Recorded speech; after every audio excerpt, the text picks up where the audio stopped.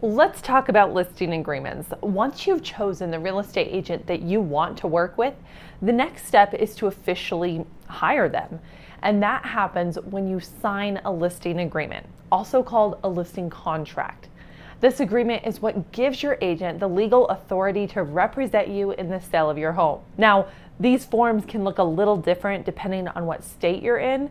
The structure, terminology, they vary, but regardless of the format, there are a few key things you're going to want to look for and understand before you sign on the dotted line. So in this video, we're going to simplify the listing agreement and walk through the parts that matter most.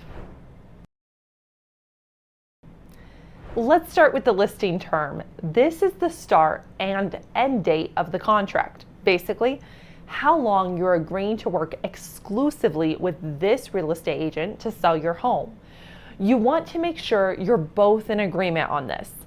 Is it a 3-month contract? 6 months? Longer? Now, this is one of those areas that really depends on the market. For example, during hot markets like we saw in 2020 and 2021, homes were getting multiple offers right out of the gate. So listing agreements tended to be shorter. But even then, we'd usually leave just enough time in the contract to allow for things like a deal falling through and needing to relist. As homes start to sit a little longer on the market, the terms of those agreements can stretch out. But the goal is still the same. Your agent should be working to sell your home within a time frame that makes sense based on current market conditions. If you're unsure how long your home might take to sell in today's market, our Agent Match Advantage referral program can connect you with an experienced local agent who can walk you through realistic timelines. The link is available in the description below. When an agent prepares a CMA, that's a comparative market analysis, you can ask, how long do you think it'll take for my home to sell? The answer they give you, that's usually the time frame your listing agreement should reflect, maybe with a little buffer room just in case the first contract falls through. Here's another factor. While your agent controls the marketing of your home, you control the price. So if you decide to list higher than what your agent recommends based on their market analysis, that might impact how long it takes to sell. And your agent may want a longer listing term to account for that. Sometimes it takes time to test a higher price and then make adjustments if needed. Remember, agents are also investing their own time and money into getting your home sold. Photography, marketing, staging, and so on. They want to know they'll have enough time to actually achieve that sale. Personally, I've never written a listing contract longer than 6 months. So if an agent is asking you to sign something for 9 or even 12 months, that's a good time to pause and ask them why so long, especially if the anticipated selling timeline for your home is something like 60 to 120 days. It's about understanding what you're committing to and why. Next up, the listing price. Based on the CMA, your agent might estimate your home's value, say $500,000. If that sounds about right to you, you can write that number into the listing contract. But here's the key.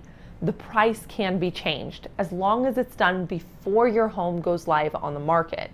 This is important because you might sign a listing agreement weeks or even months before you're actually ready to list. Maybe your agent is going to be investing marketing dollars ahead of time, bringing in a stager, getting floor plans done, helping you prep the home for market. In that case, you can either write in a tentative list price now and adjust it later, or simply put to be determined in that section of the contract and finalize it later on. I've had sellers who sign a listing agreement 3 months before they plan to go live, just so we can get the prep work rolling. If that's the case for you, don't sign a 6-month contract unless it gives you enough room to include your planned list date and the actual market time. You want your contract to reflect both your prep timeline and the market reality. Let's move on to commissions. You want to understand how your agent is getting paid. and how that compensation is structured in the contract. There are typically two parts: how your agent is being compensated to represent you, and whether a portion of that commission is being offered to the buyer's agent, the one who brings the buyer to your home. But don't stop at just the percentage. Ask questions like, does this include everything we talked about in your marketing plan? Are there any additional fees I'll be responsible for? Because every agent is different. Even agents in the same company can have different marketing plans and pricing structures. Let me give you an example. Vacant home staging is often a big ticket item, and not every agent includes it. Some might cover it for a short period and then charge you if it needs to stay in the home longer. Others might not include it at all. And in some cases, if you end up canceling the agreement, you might be responsible for reimbursing some of the marketing costs the agent incurred. So it's always worth asking, if we part ways early, would I owe you for anything? It's smart to talk through marketing and fee expectations with your agent before signing. All right, next, let's talk about how the agent is representing you. Are they acting with a fiduciary duty, meaning their obligation to act in your best interests? Or are they a transaction broker, which is more neutral and limited in their ability to negotiate on your behalf?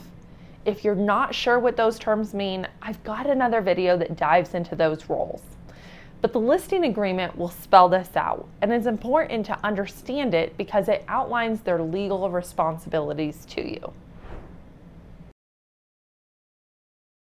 You'll also want to know what's included in their marketing plan, how often they'll be checking in with you, and what their communication style is like throughout the process. Now let's flip the script and talk about your responsibilities as the seller. That's right, you've got a few too. Again, this depends on your state, but let me give you a couple of examples from Colorado, where I work. In the Colorado exclusive right to sell listing contract, sellers agree that all negotiations and communications with buyers must go through the agent. That means if someone tries to reach out to you directly about buying your house, you need to pass that back to your agent. Another example, say you want to provide some marketing photos, maybe some beautiful summer shots of your yard. If you give those to your agent, you need to actually own the rights to those images. You can't just hand over photos taken by, say, a previous real estate agent and assume they're free to use. That can get everyone in trouble. Finally, cancellation terms, because let's be real, sometimes things don't work out. Maybe you were excited to work with an agent, but it turns out that they're not the right fit. What are your options if you want to exit the contract? And what are the agent's options if they want to end the relationship? Some contracts have specific cancellation clauses, others don't. And in most cases, if your home is already under contract with the buyer, you can't cancel your listing agreement mid-transaction. So it's important to review those terms up front and understand what rights each party has to end the agreement. So how do you protect yourself and feel confident before signing? Once you've chosen your agent, you can absolutely say, I'm excited to work with you. Can you send me a copy of the listing agreement to review? From there, you've got a couple of options. You can either ask them to schedule a time to go over it with you, either in person or over Zoom, or ask for a day or two to read through it on your own and then follow up with any questions, or do both. You can say, let's review it together, and then I'd love another day to look it over on my own before we finalize it.